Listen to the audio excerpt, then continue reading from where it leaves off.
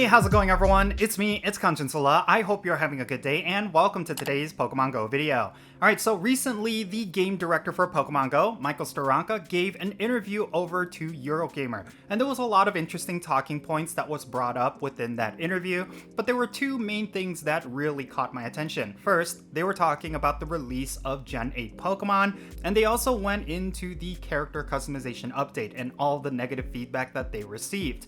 I think they gave some pretty decent answers regarding these two specific issues, and I am kind of cautiously optimistic because it does seem like there's going to be a lot of new content that's about to drop into Pokemon Go, and it also seems like they have their eyes set on the release of Galarian Pokemon, which I personally feel like is a long time coming, mainly because they kind of seemingly skipped Gen 8 and went straight to Gen 9. And I think a lot of players were anticipating Gen 8 because there's a lot of fan favorite Pokemon within that generation.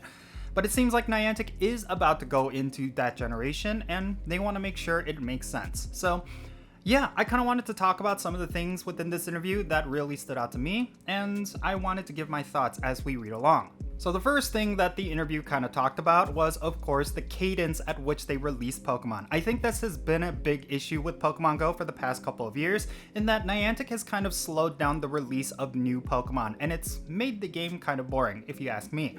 Because there's not a whole bunch of new Pokemon for us to go out and explore and try to get, it just feels like we've had the same Pokemon constantly, and there's nothing new and exciting. So I think Michael Steranka gave a good response to this. He basically stated that, well, when it comes to the release of Pokemon, they've been fully aware that they've slowed things down quite a bit, and they want to speed things up. So I do predict that within the future seasons that we're about to have, they're going to have way more new Pokemon releases, and I think that's going to be a good thing. But something else that they kind of brought up is, of course, the finite nature of the amount of Pokemon that they could release. Because, of course, when it comes to the Pokemon franchise, there's only so many Pokemon that Niantic could release before they essentially run out of new Pokemon. Because, yeah, they're going to eventually reach a point where they're going to catch up to the mainstream games, and every Pokemon that ever exists within the Pokemon franchise is going to be catchable in Pokemon Go, and I think they're fully aware of that. The one thing that I did like about what he said in this interview is that they're trying to think of different ways to keep the game exciting without having to rely on just Pokemon releases. And I think that's very good. That's something that I personally wanted for Pokemon Go. That they're just thinking outside of the box, not just relying solely on the release of new Pokemon, and trying to come up with ways to make the game worthwhile without it always being about just catching the newest shiny or the newest Pokedex entry. Now, another thing that they went over within this interview is in regards to Mega Evolutions. Personally, I think this is something that I don't necessarily care about. When it comes to Mega Evolutions, there's only a few that are going to matter, and the rest are just Pokedex entries. But of course, I would make the argument that there's still 3 Mega Evolutions that are going to be game changers when they get released, and I really hope Niantic handles them really well. These 3 are, of course, Mega Lucario, Mega Metagross, and then the big hitter, Mega Mewtwo X and Mega Mewtwo Y.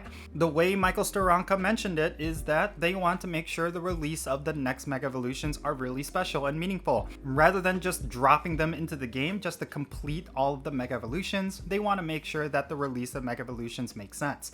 And personally, I'm a big fan of that because the way that they handled Mega Rayquaza last year at Pokemon Go Fest, I thought that was phenomenal. It definitely felt very epic, which is appropriate for Mega Rayquaza, one of the strongest Mega Evolutions that we will ever have. And I really felt like it was a big event. Personally speaking, I would like for them to do the same thing for the rest of the Mega Evolutions, especially for Mega Mewtwo. Now, the next point that they went into within this interview was, of course, in regards to the level cap, which I was very surprised to see that actually come up in a conversation because that's something that I don't ever really hear about within the Pokemon Go community. Not a lot of players actually care about the level cap. Maybe they are frustrated by some of the different steps, but in general, it's just something that players do not have any complaints about, or they're not interested in whether or not the level cap is going to get raised again. But Michael Steranka still had some really good points regarding the level cap. They wanted to make it more about experiences rather than just an XP grind. And personally, I'm okay with that because my journey from level 40 to level 50 was a lot of fun, and it did create a lot of memorable moments. So if they want to go along those lines for an additional level cap increase, maybe to level 60, then I'm going to be personally in support of that. But that's just me. I know some players did not like that at all. Like, that was the unfavorable part of leveling up to level 50, in that they had to do so many tasks that they feel like they did not want to do. And I totally understand that. There were so many times when my grind to level 50 that I just felt incredibly frustrated because I just did not want to engage in that part of Pokemon Go, but I still felt like I had to do it, and I felt very rewarded for doing that. So yeah, it is what it is. It's a very subjective matter. I know some people are not going to like it. Some people will actually like it. That's just the nature of a lot of different things in Pokemon Go, but I still like Michael Steranka's answer. And then finally, they went into the character creation update, which I think has been the hottest topic of discussion this year. A lot of people did not like what Niantic did with the avatar customization system. And at least within this interview, Michael Steranka totally recognized that. He was very unhappy with the response from the Pokemon Go community, and he and the team want to do something about it. I also did like that they gave some background information, stating that it was a challenge developing the avatar customization system in the first place, mainly because of all the backlog of different avatar items that they released over the years.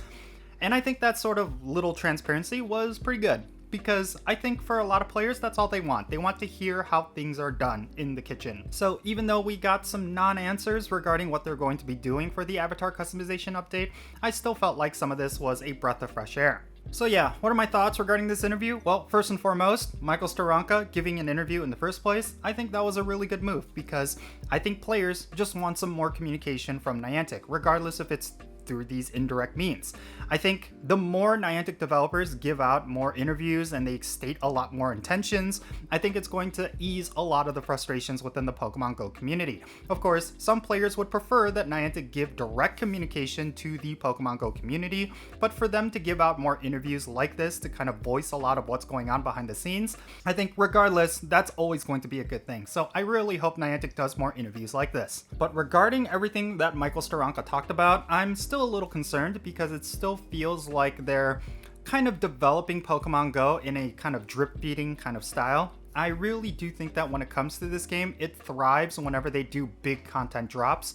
Like whenever they release an entire generation, or at least a huge chunk of a generation. That tends to go a lot better than releasing Pokemon individually depending on the theme of the event.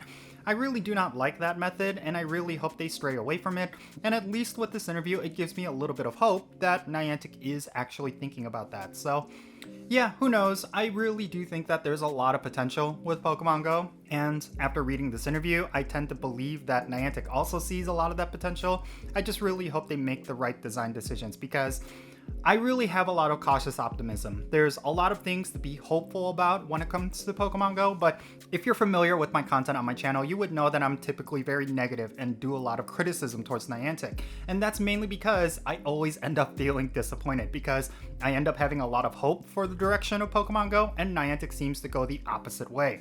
So I really hope that's not the case this time around, because yeah, the release of Gen 8 and with the release of the new Mega Evolutions, that's going to be incredibly hype, unless, of course, Niantic fumbles the ball on the way there. So yeah, we'll just have to wait and see. I just really hope that the next year of Pokemon Go is going to be something really good, because yeah, I feel like this game is in kind of a decline, and it's really going to be up to Niantic to stop that decline. But in any case, that's going to be it for this video. Let me know your thoughts regarding this interview down below. Was there anything in this interview that stood out to you? I would really like to know what that was. And then, of course, if you feel like Michael Steranka did not give a good interview, I would like to know why in the comments down below as well. Yeah, let's have a great discussion. I think there's a lot we could talk about regarding this, and I'm excited to hear what you have to say. And thank you so much for making it all the way to the end of this video. If you ended up enjoying it, make sure you hit that like button and subscribe if it's your first time here. And also don't forget that little bell so you can stay up to date on whenever I upload videos. And I want to give a shout out to every single one of my patrons on my Patreon. You make this channel content possible. If you want to support the Jinsula channel, the best way you could do so is by becoming a paid Patreon member. And if you do that, you will get a permanent spot on my in-game Pokemon Go friends list. So when it comes to the friendship system or remote raids, if you want to play Pokemon Go with me, then make sure you go and check out my Patreon. And if you want to support my channel in a different way, you could always do so by following me on social media. My handle is @Jinsula, and I'm on the platforms that you see on screen. Make sure you go over there and give me a follow. And that's going to be it for this video. I'm Jinsula. Be safe, have fun, love yourself, and I'll catch you all later.